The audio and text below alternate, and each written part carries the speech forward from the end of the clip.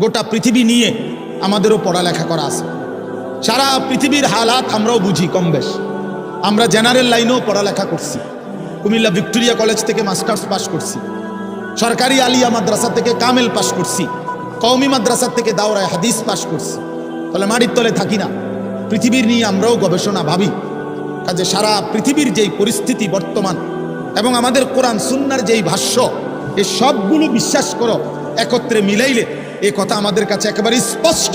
আগামীর পৃথিবী ইসলামের পৃথিবী, আগামীর পৃথিবী কোরআনের পৃথিবী। মনে রাখো বললাম বাপ, তুমি দেখবা, তোমার হায়াতেই দেখবা ইনশাআল্লাহ। এখন যাদের বয়স এই 20, 25, 26, 28, যাদের বয়স 12, 15, তোমরা ইনশাআল্লাহ আগামীর ইসলাম দেখবা, কালেমার বিজয় দেখবা।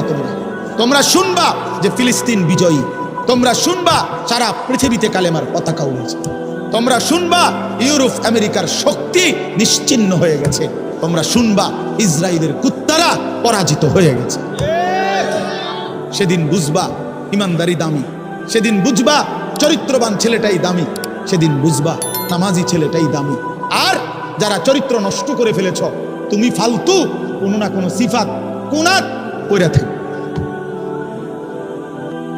এই জন্য আমরা দয়া করি ইনশাআল্লাহ প্রত্যেকেই আমরা ইনশাআল্লাহ নামাজ পড়বো তো ইনশাআল্লাহ। ভালো হও, চরিত্রবান হও, নিজের জীবন গঠন করো, আল্লাহ তৌফিক দান করো। হযরতে বেলাল রাদিয়াল্লাহু তাআলা, ওনার বাড়ি মক্কা মদিনা, অনেক দূর, কিন্তু উনি মুসলমান হয়েছেন, সাহাবী হয়েছেন। হযরতে হুযাইফা নবীজির সাহাবী, ওনার বাড়ি মক্কা মদিনা ইয়ামান, উনি মুসলমান হয়েছেন, সাহাবী হয়েছেন। হযরতে সালমান, ওনার বাড়ি মক্কা মদিনা, ওনার বাড়ি ইরান, পারস্য, তো উনি সেখান থেকে আল্লাহ আনাইছেন, উনি কালেমাওয়ালা হয়েছেন। হযরত আবু হুরায়রা রাদিয়াল্লাহু তাআলা, বিখ্যাত সাহাবী, সবাই নাম জানে। আবু হুরায়রার নাম সবাই জানেন না? উনিও কিন্তু মক্কা মদিনার মানুষ, উনি দাউস গোত্র, এটা অনেক দূরে, কিন্তু সেখান থেকে আল্লাহ ওনাকে আনাইয়া মুসলমান হয়েছেন, সাহাবী হয়েছেন।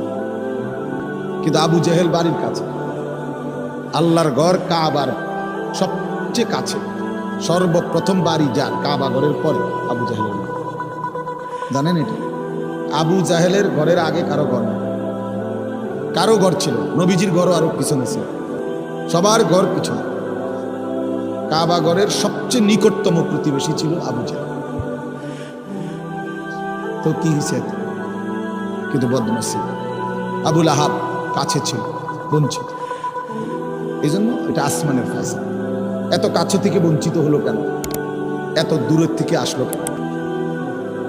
বুঝছেন না হিসাবটা? তাহলে মূলত ফয়সালাটা কার? ইউতিহি মান ইয়াশা। আল্লাহ বলছেন আমার অনুগ্রহ, আমার দয়া, আমি যাকে ইচ্ছে করি দিয়ে থাকি, আমি যাকে ইচ্ছে করি দিয়ে থাকি। এই জন্য বললাম আর কি, আমি সবাই শুনতে পারবে, শুনবে, এটা জরুরি না। আল্লাহ যাকে পছন্দ করে, ইচ্ছে করে, তাকে আল্লাহ তাআলা দ্বীনের বুঝ দান। হাদিসের মধ্যে আছে, মান ইউরিদিল্লাহু বিহি খায়রান ইউফাক্কিহু ফিদ্দীন। আল্লাহ যার ভালো চান, কল্যাণ করতে চান, তাকেই আল্লাহ তাআলা দ্বীনের বুঝ দান, দ্বীনের বুঝ দান। নবীজি বলেন, ইজা আরাদাল্লাহু বিআবদিন খায়রান ইস্তা'মালাহু। আল্লাহ যখন তার কোনো বান্দার ব্যাপারে ভালোর ফয়সালা করে, আল্লাহ তাআলা তাকে কাজে লাগান। সাহাবীরা জিজ্ঞেস করছে, কিভাবে কাজে লাগায়? কাইফা ইস্তা'মিলু, হে আল্লাহর রাসূল, আল্লাহ তাকে কাজে লাগান কিভাবে? তো নবীজি বলেন, ইউওয়াফিকুহু লিআমালিন ক্বাবলাল মাউত। আল্লাহ যাকে ভালো চান, তাকে মৃত্যুর আগে আগে নেক আমল করার তৌফিক দান। এটাই তার কাজে লাগাইছে, যে ঠিক আছে, তোমারই দিয়ে আমি আমার সিজদা দেওয়া, তোমারই দিয়ে আমি আমার ঘরের খেদমত করব, তোমারই দিয়ে আমি আমার কোরআনের খেদমত করব। আল্লাহ তাকে আমলের তৌফিক দিয়ে থাকেন। তাইলে এই জন্য বললাম, এটা সবসময় মনে রাখবেন, আল্লাহর দেওয়া তৌফিক ছাড়া বান্দা নামাজ পড়তে পারে না। বাত আল্লাহ সবাইকে খাওয়ায়, সেজদা আল্লাহ সবাইকে দিয়ে দেওয়ায়। দুনিয়ার প্রয়োজন আল্লাহ সকলের প্রয়োজন পূরণ করে। জন্তু জানোয়ার, কুকুর, বিড়াল, সাপ, বিচ্ছু, কাফের, মুশরিক, বেঈমান, নাস্তিক, মুরতাদ, এদের সকলের দুনিয়াবি প্রয়োজন আল্লাহ পূরণ করে।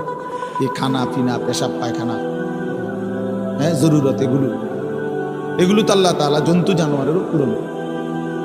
কিন্তু সেজদা, আল্লাহর গোলামি, আল্লাহর ইবাদত সবাইকে দিয়ে আল্লাহ করে। আল্লাহ যাকে পছন্দ করে, ইচ্ছে করে, তাকেই আল্লাহ তাআলা তার দ্বীনের জন্য কাজে, আল্লাহর ইবাদতের তৌফিক দান।